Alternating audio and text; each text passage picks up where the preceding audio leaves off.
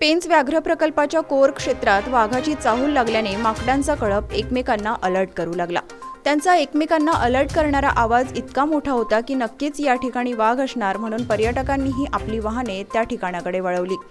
पाहतात तर काय, तेथे झाडाच्या अगदीच टोकावर एक बिबट बसला होता आणि त्याच्याच खाली झुडपामध्ये लक्ष्मी नावाने प्रसिद्ध असलेली वाघीण लपून बसली होती। बिबट आणि वाघाचा लपवाछपवीचा हा खेळ बराच वेळ सुरू होता। काही वेळाने लपून बसलेली लक्ष्मी वाघीण बाहेर आली आणि तिने बिबट्यावर नुसताच हल्ला केला नाही, तर लक्ष्मीने बिबट्याला जोरदार थप्पड मारली आणि बिबट्याला मात्र प्रतिवार करताना फक्त एकच थप्पड मारता आली। लक्ष्मी वाघिणीची जोरदार थप्पड बसल्यामुळे बिबट जमिनीवर पडला, काही वेळा लोळला आणि पुन्हा धावत दुसऱ्या झाडावर चढला। त्यांचा असा लपवाछपवीचा खेळ बराच वेळ सुरू होता। लक्ष्मीला अखेर माघार घ्यावी लागली आणि बिबट हाती लागणार नाही हे दिसताच ती झुडपामध्ये परत गेली।